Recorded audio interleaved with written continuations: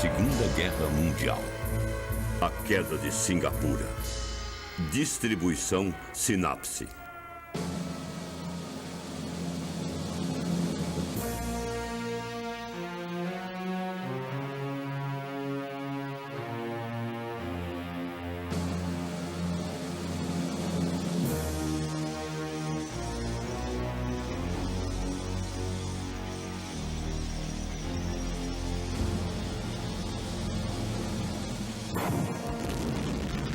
Nas primeiras semanas de 1942, a batalha seguia na Europa Ocidental e no norte da África, e a ameaça de invasão japonesa à Malásia e a Singapura se tornou realidade.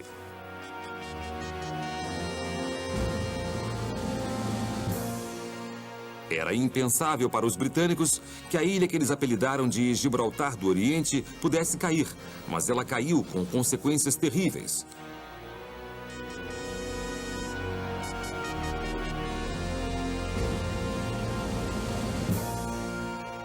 Uns 8.000 prisioneiros de guerra foram feitos em Singapura e mais 50.000 na Malásia. Por isso, o primeiro-ministro Winston Churchill a chamou de pior desastre e maior rendição na história britânica.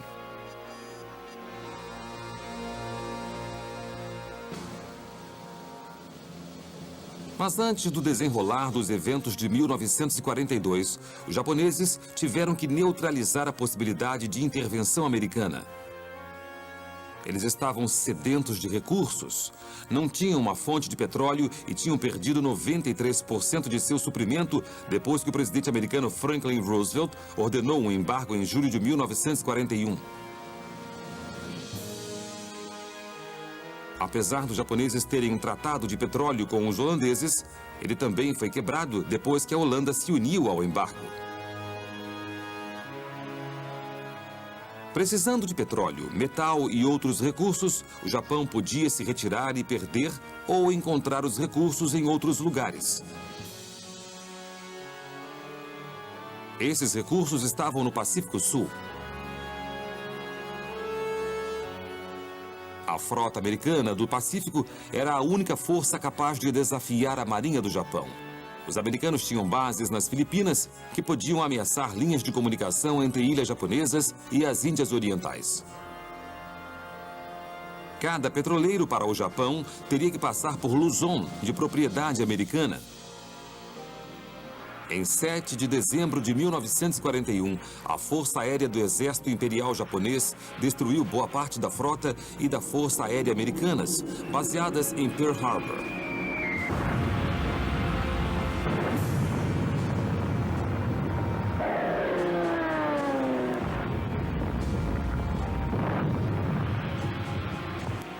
A audácia foi tanta que quase seria inacreditável. O presidente Franklin Roosevelt descreveu como um dia em que vivemos na infâmia.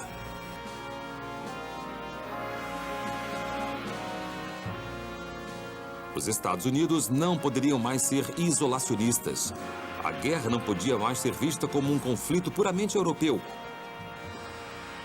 Em 8 de dezembro de 1941, o Congresso americano votou pela existência de um estado de guerra entre Estados Unidos e Japão.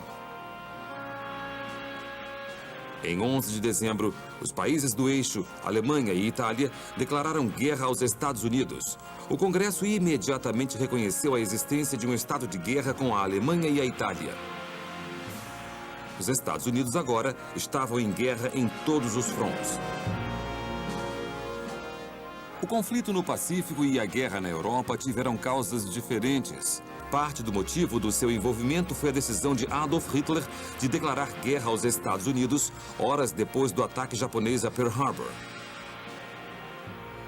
Os japoneses sequer haviam pedido ajuda e, mesmo se pedissem, ele não tinha nada a oferecer. Havia americanos que não apoiavam a perspectiva de uma guerra no Pacífico e outra na Europa. Mesmo assim, a decisão de Hitler de declarar guerra significava que as duas maiores potências militares e industriais do mundo, Estados Unidos e Rússia, agora estavam unidas contra ele.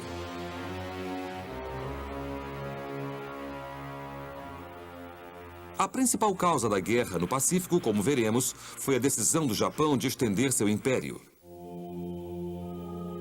O que a Grã-Bretanha fez 100 anos antes, o Japão agora queria copiar. Ambos são países em ilhas, ambos precisam de matérias-primas de fora. A Grã-Bretanha lutou e conquistou terras estrangeiras e pôs seus recursos sob domínio do império. O Japão agora sonhava em fazer o mesmo. Para os japoneses não existia uma Segunda Guerra Mundial. Para eles, era a Guerra da Grande Ásia Oriental, um conflito que começou não em 1939, mas em 1931, com a invasão da Manchúria. A China era o grande inimigo. Com 65 milhões de bocas para alimentar, os militares japoneses decidiram que a única maneira de sustentar a população era a expansão. Os japoneses foram invasores cruéis da China na busca pela glória do império, mas também pela riqueza de mercados maiores para sua indústria. No entanto, a riqueza que o Japão queria tomar com a invasão pertencia naquela época às potências coloniais europeias. Os franceses estavam na Indochina, os holandeses nas Índias Orientais e os britânicos na Malásia, em Singapura e na Birmânia. Com as potências coloniais lutando uma guerra na Europa, suas capacidades militares eram utilizadas totalmente.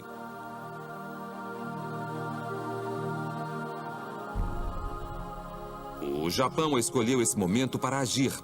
Mas se o Japão queria ser bem-sucedido contra essas antigas potências coloniais, ele teria que impedir que a frota americana no Pacífico fosse ajudá-las.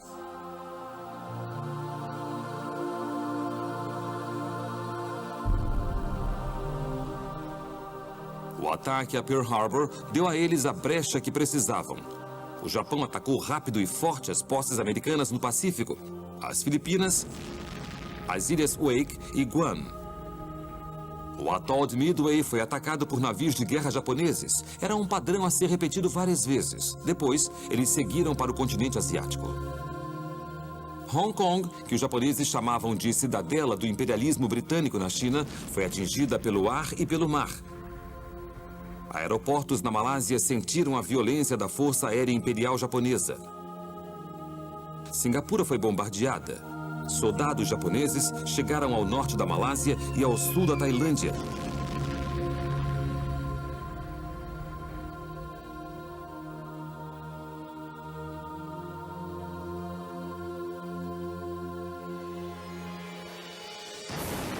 A principal base aérea americana nas Filipinas, Clark Field, foi atacada.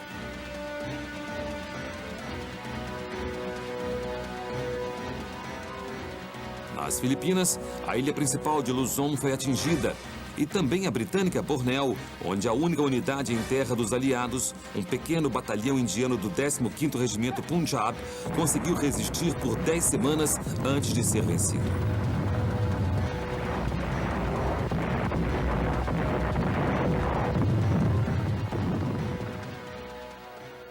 Depois de uma semana de luta, no dia do Natal de 1941, a guarnição britânica em Hong Kong caiu. Ela aguentou mais que qualquer um esperava. Isolada na ponta sudeste da China, Hong Kong foi considerada dispensável. 6.000 defensores enfrentaram 40.000 japoneses. O final chegou quando as reservas da colônia foram tomadas. Não havia o que fazer senão se render. A campanha japonesa na Birmânia demorou bem mais. A Birmânia foi um alvo muito desejado. Ela deu aos britânicos uma saída para a Índia. Era a joia da coroa colonial.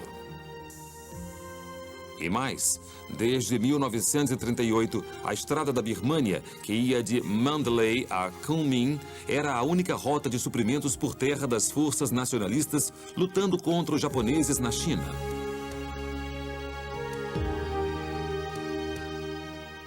Com os americanos acreditando erroneamente que a China contribuiria para ajudar a vencer o Japão, era essencial que a estrada se mantivesse aberta e a China se mantivesse suprida.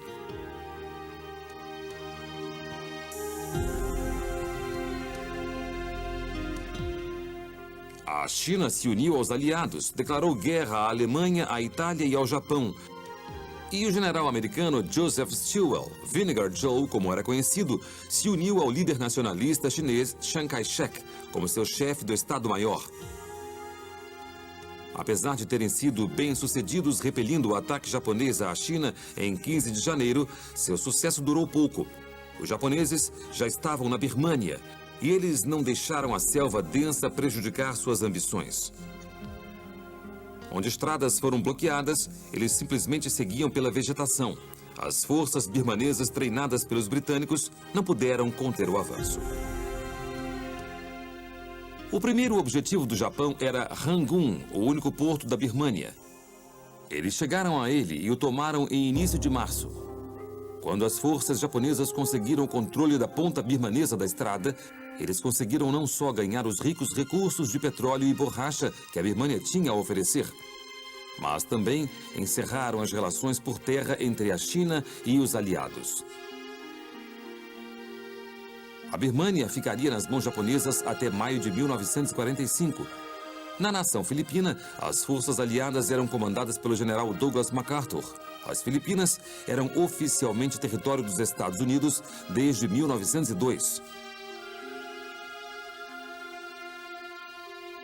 Nos meses até a guerra, os dias eram lentos, com cerimônias, inspeções e treinamento. Oficiais e suas esposas ocupavam suas noites e fins de semana com eventos sociais e partidas de golfe, enquanto os soldados aproveitavam as delícias ofertadas nos bares de Manila.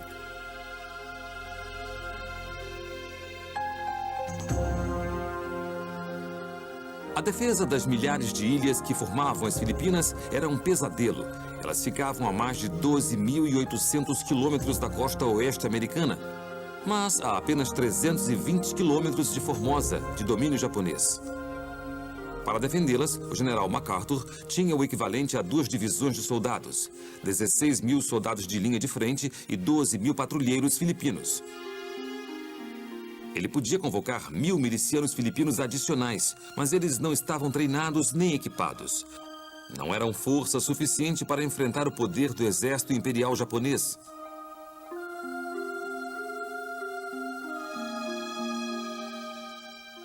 Estrategistas americanos desenvolveram 2 planos para reagir à possível agressão japonesa. Um para a Marinha, outro para o Exército. A Marinha planejava lutar pelo Pacífico Central para uma apoteótica e decisiva batalha com a frota japonesa.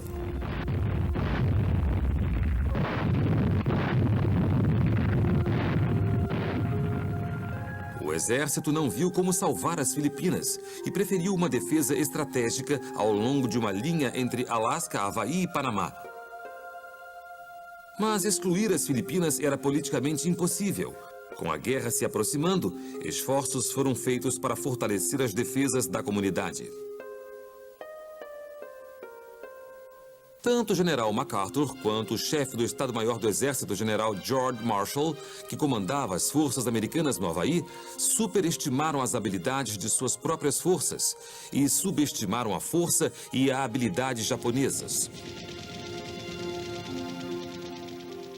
Em particular, eles exageraram o poder do novo bombardeiro B-17, a Fortaleza Voadora. Alguns deles foram mandados às Filipinas nos últimos dias de paz. Seus esforços foram pequenos e chegaram tarde demais.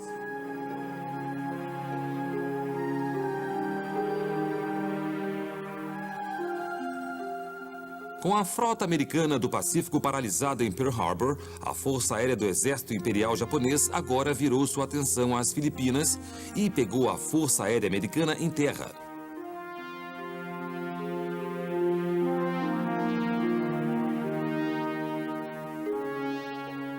O Japão tinha a supremacia do ar total. Uma pilha de torpedos foi destruída, submarinos americanos foram inutilizados. Somente o exército americano-filipino de MacArthur, cercado, se mantinha na principal ilha filipina de Luzon. O exército japonês aterrissou ao norte de Luzon em 22 de dezembro de 1941 e começou a seguir para o sul em direção a Manila. Primeiro, MacArthur estava inclinado a encontrar os japoneses nas praias. Mas sem força aérea e somente podendo convocar a pequena frota asiática, ele não estava em condições de desafiar o Japão pelo mar. Apesar dos soldados americanos e filipinos serem excelentes, a realidade era que eles eram muito poucos.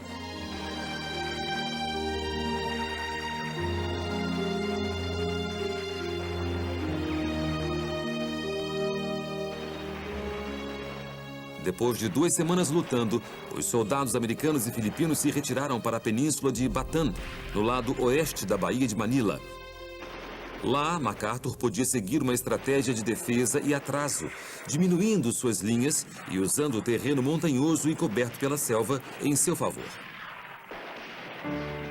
E também poderia negar aos japoneses o uso de Manila como porto. Talvez pudesse até aguentar o suficiente para que um reforço fosse montado nos Estados Unidos.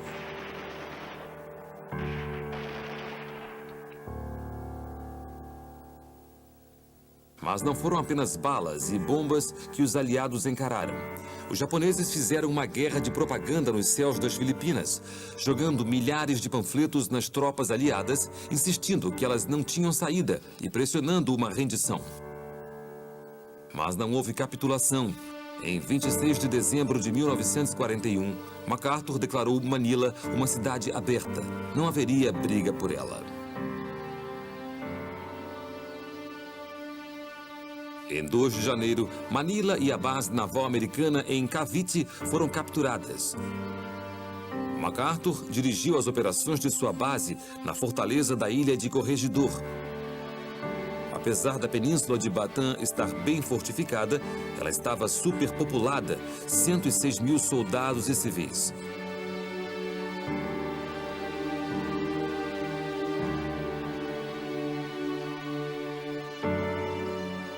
Havia pouca comida e pouca munição.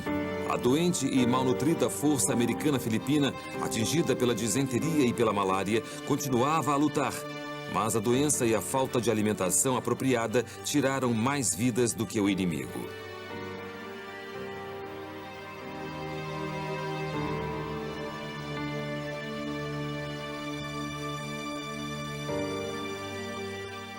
Em março, estava claro que a ajuda dos Estados Unidos não viria. Mesmo assim, os aliados suportaram por 4 meses. Apesar da tentativa de manter as Filipinas ser notável, era inevitavelmente inútil. Em fevereiro, o general MacArthur recebeu a ordem do presidente Roosevelt para sair.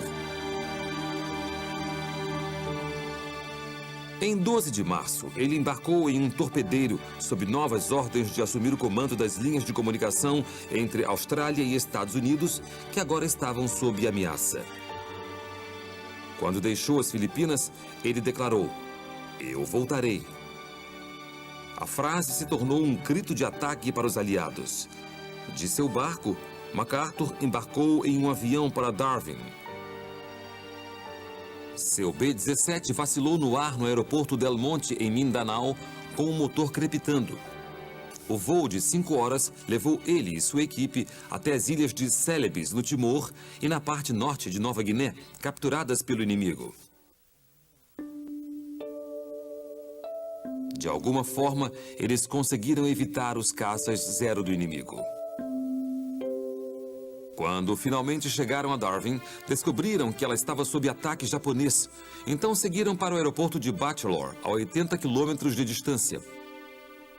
Quando eles desembarcaram da aeronave, um MacArthur cansado disse: "Foi por pouco, mas na guerra é assim. Você ganha ou perde, vive ou morre, e a diferença é ínfima." Alguns oficiais da Marinha Americana disseram que MacArthur tinha somente uma chance em 5 de escapar das Filipinas. Pelas ondas do rádio, a Rosa de Tóquio dizia que os japoneses o tinham capturado. Mas MacArthur e sua família escaparam. Seria da nova base australiana que ele conduziria a próxima fase de operações.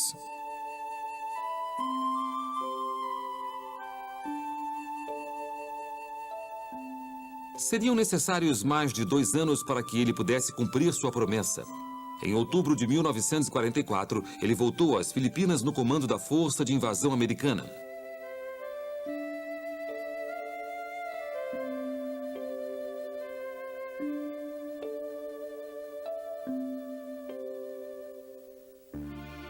Como já descobrimos, um dos principais motivos por trás da política de expansão do Japão era a sua necessidade de recuperar o petróleo perdido quando os Estados Unidos reforçaram seu embargo. Então, com 18 meses de suprimento de petróleo em suas reservas, a máquina de guerra imperial japonesa invadiu as Índias Orientais, ricas em petróleo, em 11 de janeiro. Uma união de forças americanas, britânicas, holandesas e australianas, comandada pelo general Wavell, foi formada para proteger a cadeia curva de ilhas, que começa no noroeste, em Sumatra, e continua para o sudeste por Java, Bali, Flores e Timor. A última apenas a 640 quilômetros da costa de Darwin, na Austrália. Quando o general Wavell assumiu o comando, a perspectiva não era boa. Forças holandesas estavam espalhadas pelas ilhas em pequenas guarnições. O apoio aéreo era pouco. Não havia porta-aviões para um apoio naval.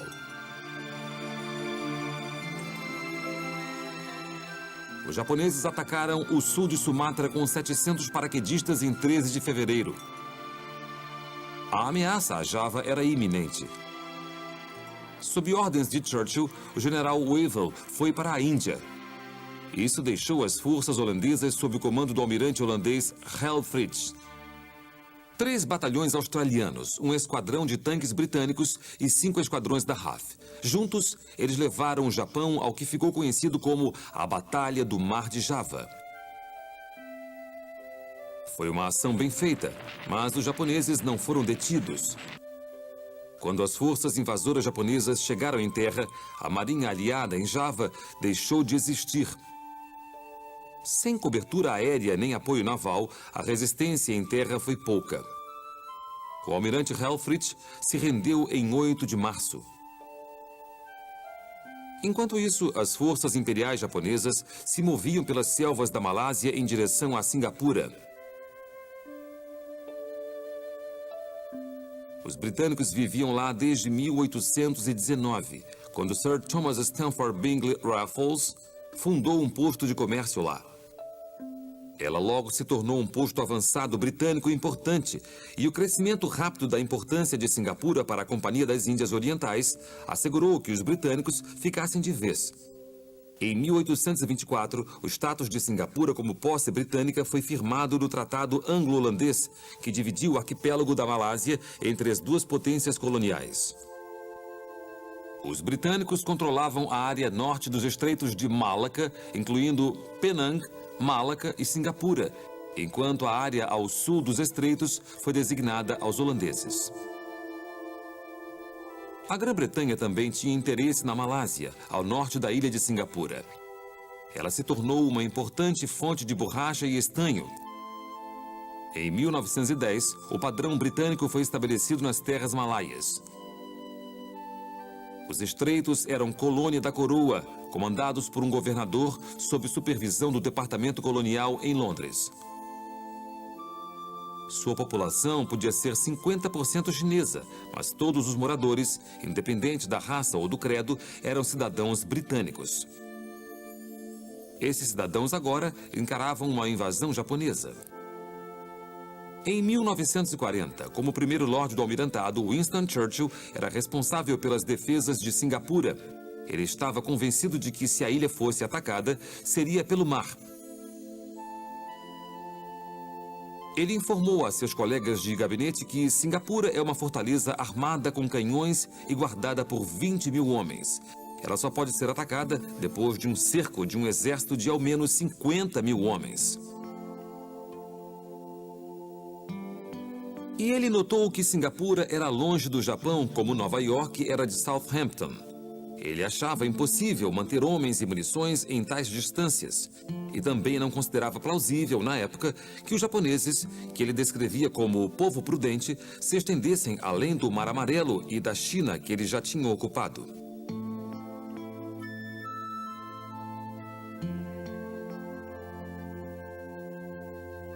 Certamente, eles não embarcariam em uma empreitada tão louca e tão longe de casa. Churchill estava errado.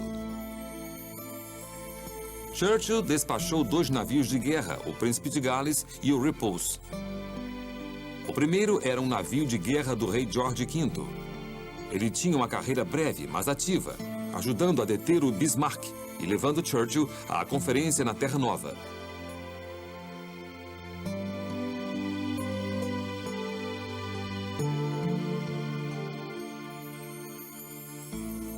O Repulse era um cruzador conhecido, o segundo a ser construído. Ele fez parte da caçada ao Bismarck. O almirantado planejou um porta-aviões para acompanhar os 2 navios, mas a ação nunca aconteceu. O Repulse deixou Singapura em companhia do Príncipe de Gales e 4 destroyers para tentar interceptar os comboios invasores do Japão, seguindo em direção à Malásia. Mas sua caçada às forças de invasão foram infrutíferas e eles voltaram para o sul. Foi nesse ponto que as aeronaves japonesas foram localizadas. A frota foi atacada por 86 aviões. Sem a proteção de um porta-aviões, os navios estavam muito vulneráveis. A força britânica, que se considerava impossível de ser afundada, afundou, deixando a costa da Malásia exposta.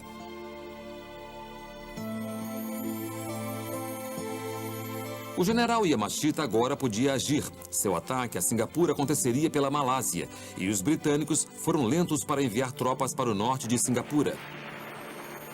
A Malásia estava mal defendida. Os japoneses primeiro encontraram resistência da terceira unidade do exército indiano, defendendo a costa. Eles foram rapidamente isolados e forçados a se render. Apesar do 25º Exército japonês ser menor que os aliados, o general Yamashita concentrou suas forças. Ele tinha apenas 30 mil homens e os aliados 100 mil a mais. Mas, apesar da inferioridade numérica, os japoneses seguiram adiante. Em 14 de janeiro, uma companhia de australianos emboscou os soldados japoneses em bicicletas, passando por um atalho que levava à ponte do rio Sungei-gemenche. Mesmo fazendo muitas vítimas em seu primeiro grande confronto com os japoneses, os australianos foram forçados a recuar.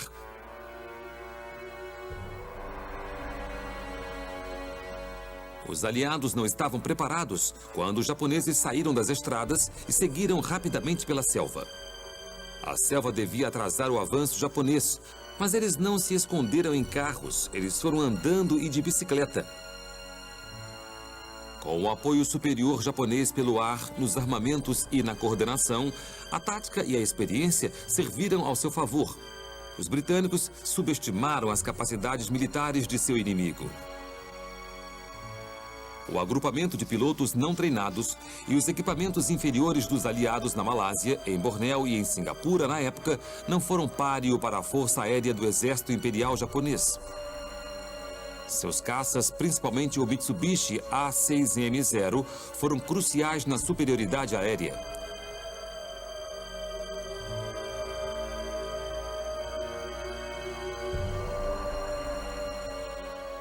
Enquanto a luta continuava na Malásia, os japoneses continuavam o bombardeio estratégico de Singapura.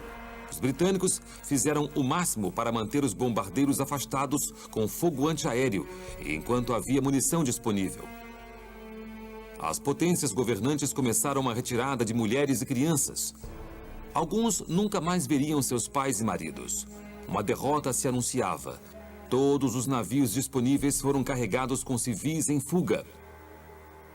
O Empire Star, construído para levar pequeno número de passageiros, estava lotado com 2.000 refugiados. Mas a organização falhou e a retirada se tornou caótica. Os aviões inimigos atacaram os navios fugitivos e milhares de civis se afogaram. Outros sobreviveram ao afogamento, mas foram mortos pelos soldados japoneses enquanto lutavam para chegar à praia na ilha de Bangka. Com o avanço japonês em Singapura, vamos parar um pouco para ver os acontecimentos que se desenrolavam na Europa. Desde que Hitler chegou ao poder em 1933, ele começou a instituir as leis de Nuremberg, privando os judeus de seus direitos e de sua cidadania. Ele não fazia segredo de sua antipatia pelos judeus e falava frequentemente sobre sua remoção. Em 1941, os primeiros campos de extermínio foram construídos: Belzec, Sobibor, Treblinka, Chelmno, Majdanek e, finalmente, Auschwitz-Birkenau. Em 20 de janeiro de 1942, a Conferência de Wannsee ocorreu na mansão Wannsee, em Berlim. Era uma reunião para discutir os termos práticos do assassinato em massa. Apesar de nenhuma ordem direta de Adolf Hitler de extermínio dos judeus ter sido encontrada, Rudolf Hess, comandante do campo em Auschwitz, e Adolf Eichmann, que foi descrito como o arquiteto do Holocausto, ambos disseram que essa ordem existia no início do verão de 1941. Em seu diário, Joseph Goebbels, o ministro da propaganda do Reich, escreveu: em relação à questão judaica, o Führer está determinado a limpar a mesa. Agora chegou a Guerra Mundial. A destruição dos judeus deve ser sua consequência necessária. Não podemos ser sentimentais sobre isso. Não devemos sentir compaixão pelos judeus.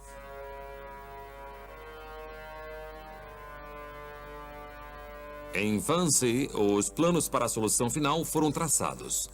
O extermínio em massa dos judeus começaria logo depois. Mas a máquina de guerra nazista logo teria uma força aliada aumentada para enfrentar. Os americanos já lutavam contra os japoneses no Pacífico e agora estavam prestes a entrar na luta na Europa, com uns 4.000 soldados chegando ao norte da Irlanda.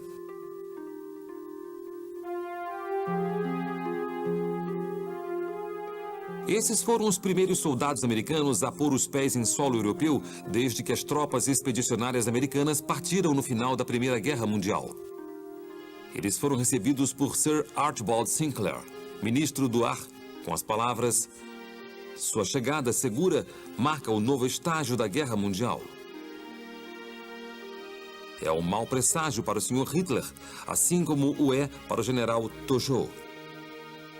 Na verdade, a chegada dos soldados americanos na Grã-Bretanha era planejada desde abril de 1941, 8 meses antes do ataque a Pearl Harbor. Empreiteiros americanos já trabalhavam duro construindo bases para 87.000 americanos que o Departamento de Guerra americano planejava enviar. A vida dos soldados na Grã-Bretanha exigiu certa adaptação. De início, eles dirigiam do lado errado da rua e não estavam acostumados aos tipos de programas da BBC. O Departamento de Guerra americano distribuiu manuais com instruções para soldados americanos na Grã-Bretanha, para avisá-los sobre as peculiaridades dos britânicos, de seu país e de seus hábitos. O guia pretendia amenizar o choque cultural dos soldados em sua primeira viagem para a Grã-Bretanha ou para qualquer outro país. Um trecho dizia: os britânicos não sabem como fazer uma boa xícara de café. Vocês não sabem como fazer uma boa xícara de chá. É uma troca justa. Havia explicações para tudo que os americanos pudessem encontrar, de pesos e medidas ao dinheiro, dos racionamentos aos esportes. O beisebol podia ser passatempo em casa, mas na Grã-Bretanha, o cricket era o esporte do verão. Para alguns americanos, as nuances do jogo eram emocionantes demais. Boa jogada, rapaz! A chegada na Grã-Bretanha dos ricos amigos do outro lado do Atlântico significou a chegada de suprimentos americanos. De repente, os britânicos, principalmente as moças, recebiam produtos racionados desde 1940. Manteiga, bacon, açúcar, geleia e ovos. Queijo e frutas em conserva apareciam nas mesas. E, de repente, havia um suprimento de meias de nylon e de gomas de mascar.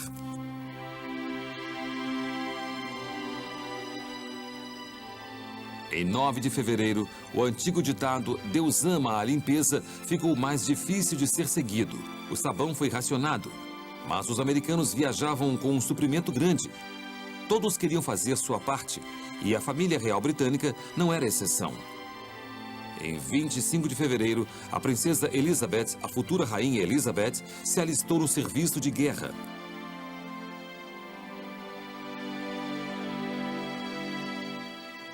A 9.600 quilômetros de distância, as forças aliadas caíam na Malásia. Sua campanha de 54 dias estava terminada. Para a consternação dos britânicos, os japoneses se aproximavam de Singapura. Além de ser um porto estratégico importante, Singapura era lar de muitos que apoiavam a China. O apoio financeiro vinha da etnia Han, chinesa, apoio que contribuiu para atrasar o avanço japonês na China. Mais um motivo para os japoneses invadirem a ilha.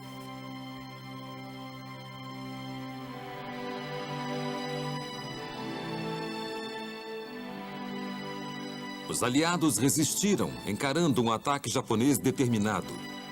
Para o general Yamashita, foi um período nervoso.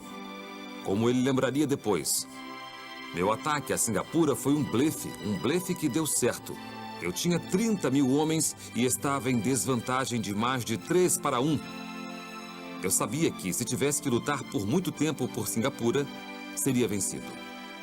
Por isso, a rendição tinha que ser rápida. Eu tive muito medo o tempo todo de que os britânicos descobrissem nossa fragilidade numérica e nossa falta de suprimentos e me forçassem a lutar desastrosamente nas ruas.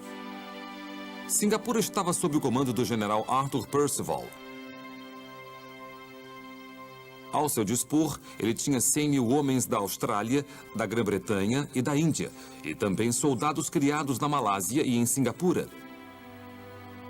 Eles prepararam sua defesa. A estratégia japonesa foi ardilosa.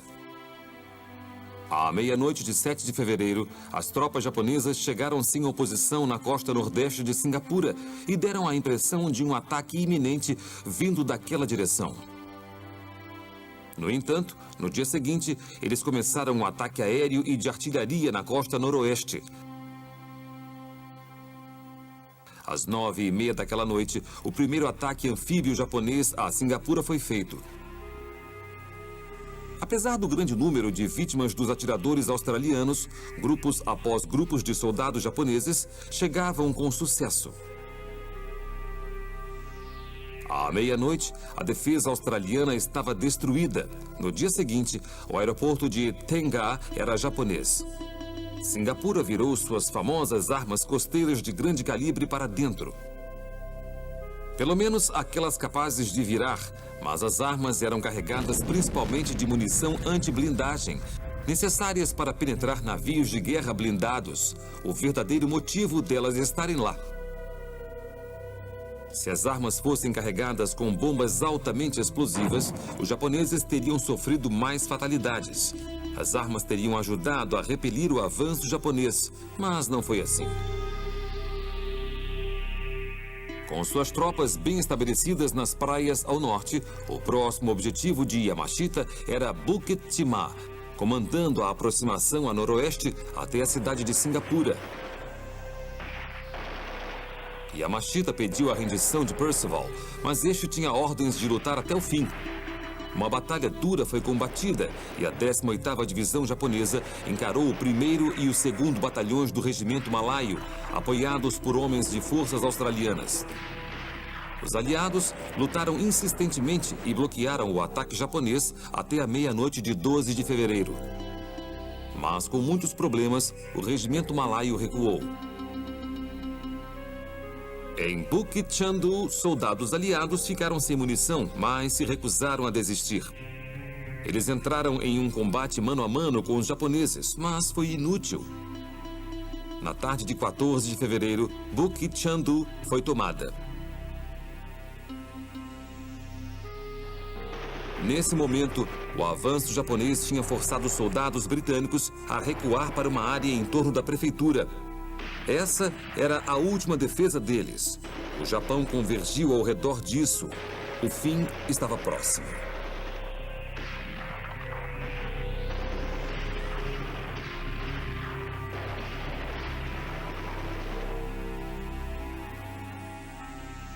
O suprimento de água estava em níveis críticos e necessidades como comida, combustível e munição também estavam em baixa. Esses motivos, junto aos números de vítimas civis, levaram Percival a tomar a decisão de se render.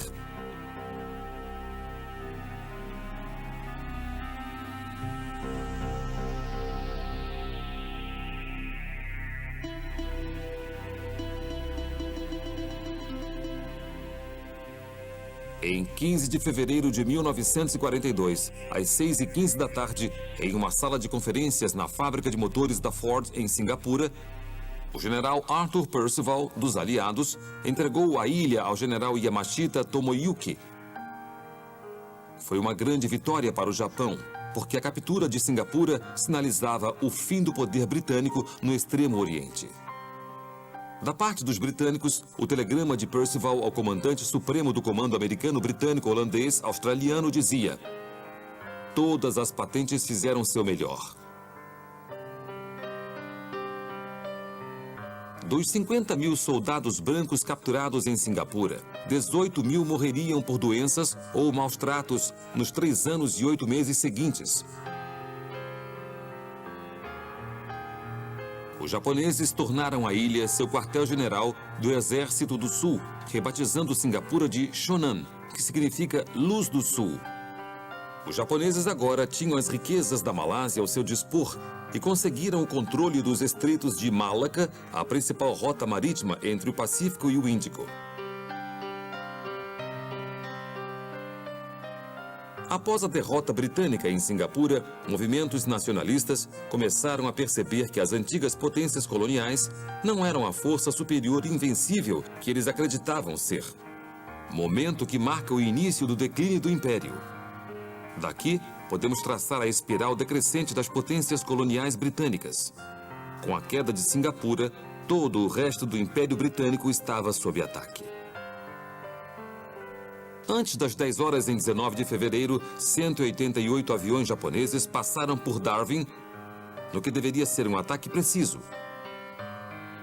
Ele marcou o início dos ataques contra a Austrália, que durariam até 1943.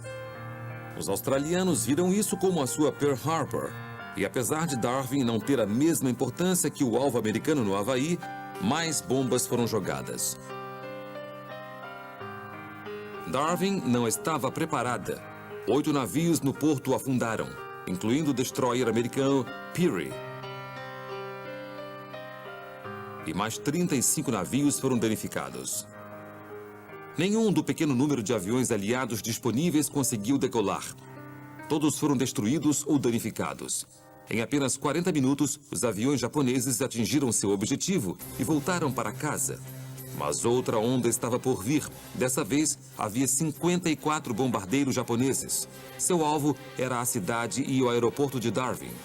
250 trabalhadores das docas e do porto perderam suas vidas naquele dia e aproximadamente 300 ou 400 foram feridos.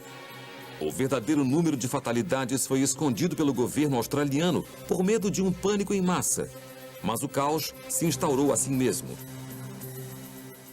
Apesar de 19 de fevereiro ter sido um dia feliz para o Japão, antes do verão terminar, os 4 porta-aviões japoneses envolvidos no ataque afundariam na Batalha de Midway.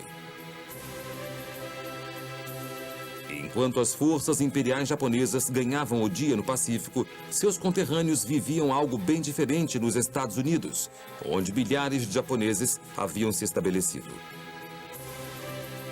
Depois de Pearl Harbor, um rosto japonês não era bem recebido nos Estados Unidos.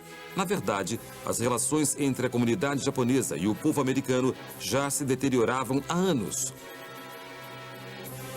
Fazendeiros que não queriam competir com trabalhadores imigrantes agora podiam alegar a lealdade ao país como motivo para desconfiar de qualquer um com histórico japonês. Mesmo antes de Pearl Harbor, o presidente Roosevelt ordenou que nomes e endereços de cada japonês nascido nos Estados Unidos ou no Japão fossem listados. Todos os estrangeiros inimigos na Califórnia, no Oregon, em Washington, em Montana, em Idaho, em Utah e em Nevada receberam ordens de entregar o que era descrito como contrabando. Isso incluía rádios de ondas curtas, câmeras, binóculos e várias armas como facas de caça e a dinamite usada por fazendeiros para desmatar terras.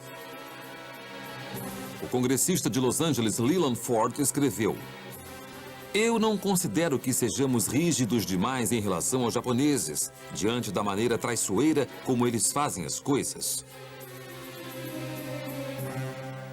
A Califórnia votou para barrar todos os descendentes de nativos de países com os quais os Estados Unidos estejam em guerra de todos os postos de serviço público. Zonas proibidas foram estabelecidas e lugares foram proibidos para todos os estrangeiros inimigos. Alemães, italianos e japoneses receberam ordem de deixar as áreas costeiras de São Francisco. Logo, todos considerados estrangeiros indesejáveis foram retirados de locais costeiros dos Estados Unidos. O secretário de Justiça da Califórnia, Earl Warren, chamou os japoneses na Califórnia de calcanhar de Aquiles de todo o esforço de defesa civil e avisou: se algo não for feito, uma repetição de Pearl Harbor pode acontecer. Fazendas foram transferidas das mãos de nipo-americanos para inquilinos e corporações caucasianos. A grande preocupação estava na continuação da produção em capacidade total. Fazendeiros nipo-americanos receberam ordens de continuar suas atividades até que fossem expulsos. E se colheitas fossem destruídas, isso seria punido como sabotagem. Em 19 de fevereiro de 1942, o presidente Roosevelt assinou uma ordem que começou a reunir e retirar 120 mil nipo-americanos para um dos 10 campos de concentração, oficialmente chamados de Centros de Realocação. Os nipo-americanos formavam a maioria das pessoas nos campos, mas milhares de americanos de ascendência alemã, italiana e europeia também foram forçados a se dirigir para lá. Apesar das condições não serem boas, eles não eram como os campos de concentração nazistas. Na Europa, os nazistas não conseguiam tudo. Apesar dos soldados alemães continuarem a cercar a cidade russa de Leningrado, a cidade se recusava a cair. Leningrado foi um dos primeiros alvos de Hitler na Operação Barbarossa, e ele esperava que ela caísse como uma folha. As primeiras bombas caíram em Leningrado em 8 de setembro de 1941. O Exército Vermelho ficou flanqueado quando os alemães cercaram a cidade, mas ela não caiu como Hitler imaginava. Eles lutaram e continuaram lutando por 900 dias. Os quase 3 milhões de civis da cidade, incluindo umas 400 mil crianças, se recusaram a se render. Eles enfrentaram as condições cada vez mais duras. Em janeiro e fevereiro, Leningrado mergulhou nas profundezas de um inverno extremamente frio. A falta de combustível fez o uso da eletricidade ser banido nas casas. A indústria e os militares tinham a prioridade. Era impossível de se ter querosene para os lampiões. A madeira se tornou a maior fonte de calor das casas, com móveis e pisos sendo queimados na maioria delas. Simplesmente não havia a comida necessária para se enfrentar o frio. Se houvesse pão disponível, as pessoas tinham que fazer fila no frio, esperando que sobrasse algum até que chegasse a sua vez. Em janeiro e fevereiro, 200 mil pessoas morreram de frio e de fome.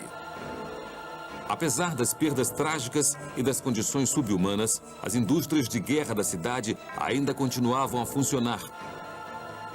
Sem aquecimento, sem água, quase sem eletricidade e com muito pouco para comer, a cidade ainda se recusava a sucumbir aos nazistas.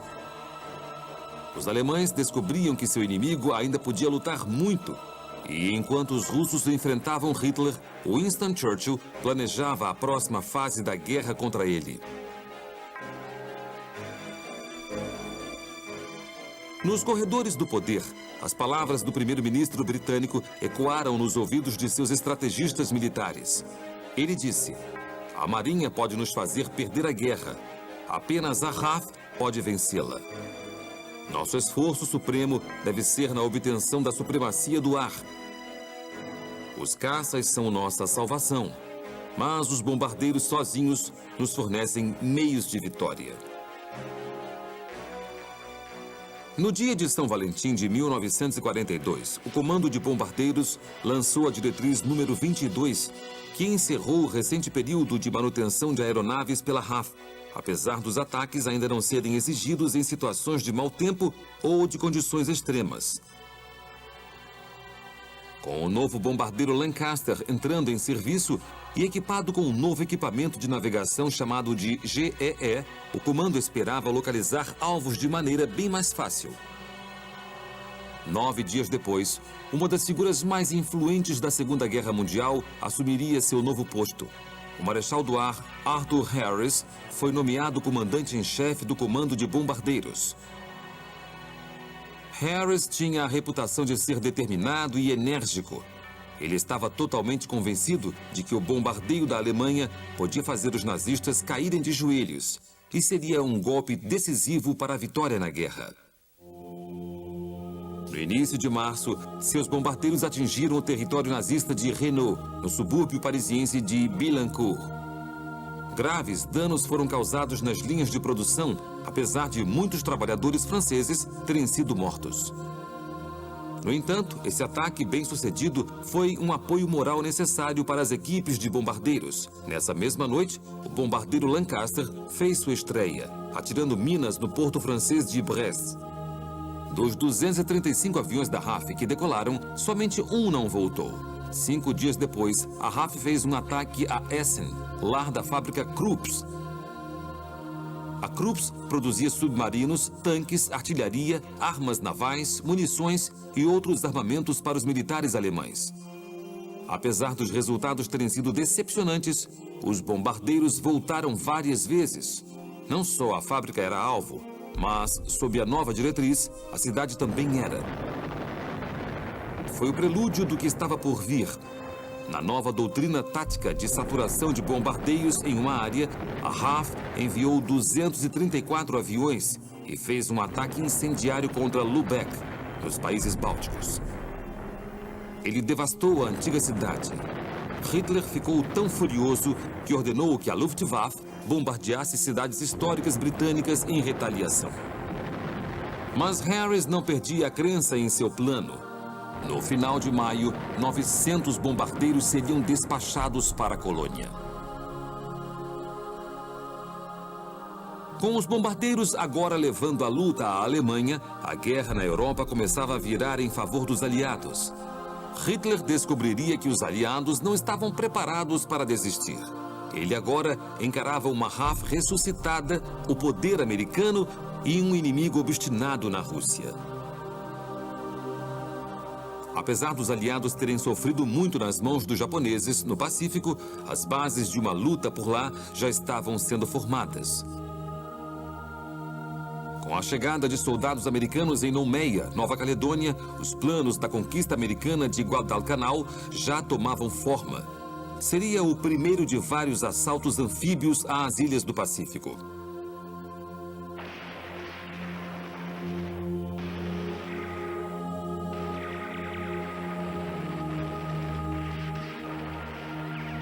Com a Batalha do Mar de Coral e a Batalha de Midway no horizonte, os japoneses logo perceberiam que a relativa facilidade que tiveram em tomar suas novas posses chegaria ao fim.